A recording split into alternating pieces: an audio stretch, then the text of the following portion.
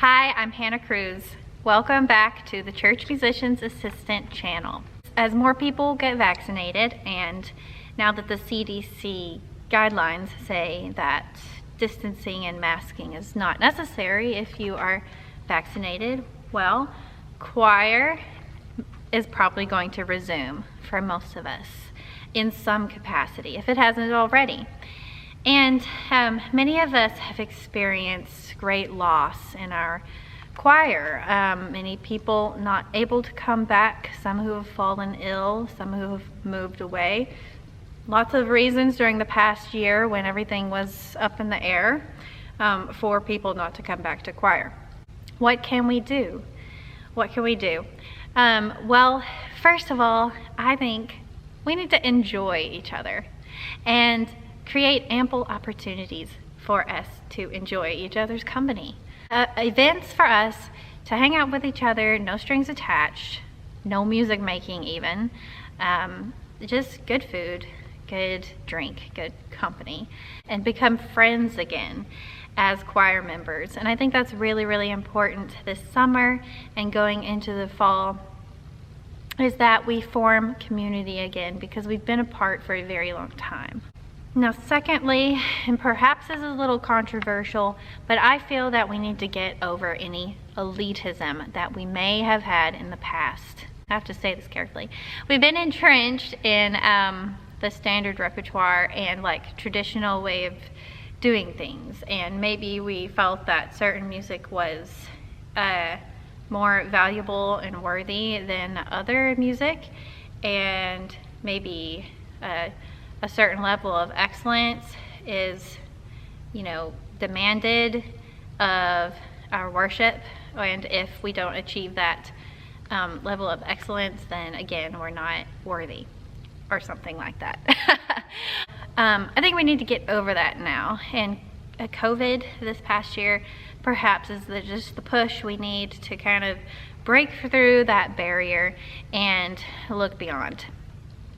I think we need to decide what we value more right now, and our values might have changed from what they were in the past. Do we value community or excellence, musical excellence? And I know you can have both. It's not that we shouldn't strive for both, but I think we have to decide which one of those is more important to us, because if musical excellence is more important, then oftentimes we will have to say no to certain people who might want to participate but who cannot basically sing or perform at the level that you require. But if we value community most, then we probably have to let a little bit of excellence slide, and that's a sacrifice we have to make. For me, after this pandemic, community comes out way, way higher on my list of values than excellence. This is up to you and your church to decide. I think that we need to figure out how we can set ourselves up as a choir, as directors, for success in a performance setting, regardless of who participates. So that might mean choosing music. It's a little simpler, but there's so much fulfilling, powerful, exciting, fun, simple music. We do not have to be bound to the repertoire, the standards, the massive choral pieces that we've done in the past. They are fantastic, and they still have a place. If you're able to pull them off, then do them. And if that's what your church loves, then do them. But many of our church choirs cannot accomplish those kinds of pieces. And we shouldn't feel like we have to, and we shouldn't feel like we are less than anybody else because we can't. We should enthusiastically seek out music that we can achieve and feel proud of. Especially with amateur singers, because if community comes first, then we want to welcome those people and we want to make them feel like they have made a difference in our worship. I would suggest seeking out global music, folk music, and even thoughtfully written contemporary music. Those genres that I mentioned are often fulfilling, profound, yet very simple, because they are meant for communities who are not necessarily musically trained, to sing and perform them. I think we as directors need to learn how to enjoy crafting music and performances for fluid groups of people. We need to accept that our choirs are going to come and go, and that the level is going to, the level of excellence is going to come and go, and we need to get excited about adapting to that. I know it can be hard. I think one way to do that is to get better at arranging. You take a hymn and just try to work with a hymn and write a slightly different accompaniment for each verse or something, and start there and perform that as an anthem. It can be as simple as that. Now lastly, I believe that we should be engaging our congregations more and more liturgically in a musical way. So for me as a musician, singing and playing is synonymous with worship.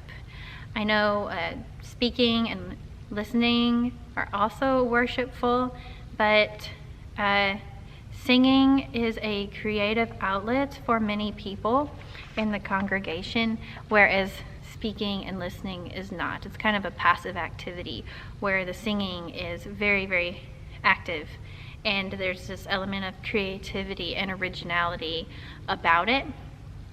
And I think the more that we can get our congregations singing and up out of the pews and participating in any way possible during the service, the healthier they will be spiritually, and the more interested and excited they will be in maybe one day singing in the choir. So engaging them more liturgically might mean adding more musical responses to the service if you don't do many of those yet.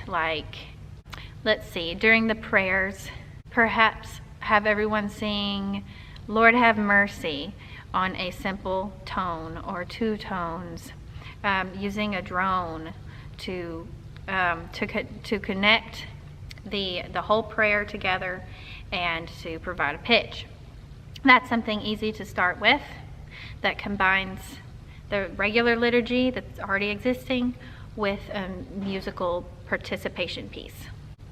Engaging a congregation might mean you getting off of the keyboard bench or wherever you are, whatever you're doing, and getting down in front of the congregation and teaching them a new song.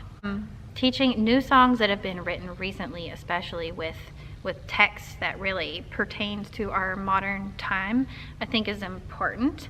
And when congregations know why they're doing something and they feel really confident in the learning process, I think they're much more likely to accept that new thing and maybe love that new thing.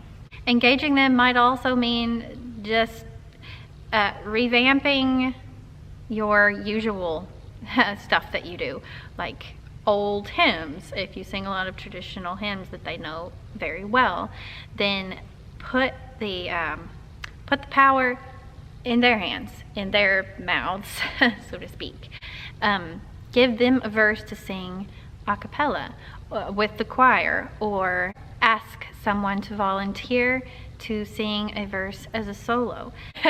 The point is that we should brainstorm about how best to engage our congregations during the worship service with music, because the more they feel engaged there in the worship process, the more I think they'll feel that transitioning from the pew to the choir loft is not a big deal. If you have a congregation who doesn't sing much and they're not confident as singers, and then you say, hey, come to choir, sing these anthems and descants and yada yada yada, well, that's going to feel like a huge transition. It's going to feel a little bit overwhelming. So what we want is to make sitting in the pew feel almost the same as sitting with the choir. So what we've discussed today is exciting the choir members to come back to choir and piquing the interest of congregants to possibly enter the choir. I really feel like prioritizing enjoyment of each other and community is number one. And we may have to make some sacrifices in other areas to prioritize those things. But I just feel like it's worth it right now. We shouldn't feel like we have to live up to like other people's standards.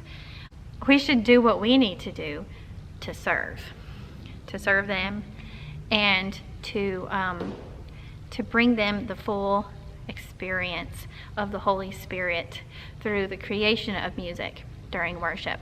So if you have ideas, practical ideas, or just philosophical ideas about how to engage our churches right now and entice them into the choir post-COVID pandemic, then please drop that in the comments below. I would love for this to be a discussion and not just me yammering on at you. I hope this has been helpful and interesting. Please do drop that comment below. And don't forget to subscribe to the Church Musician's Assistant if you haven't already. Again, I'm Hannah Cruz, and I bless you and wish you the best in your music ministries this summer.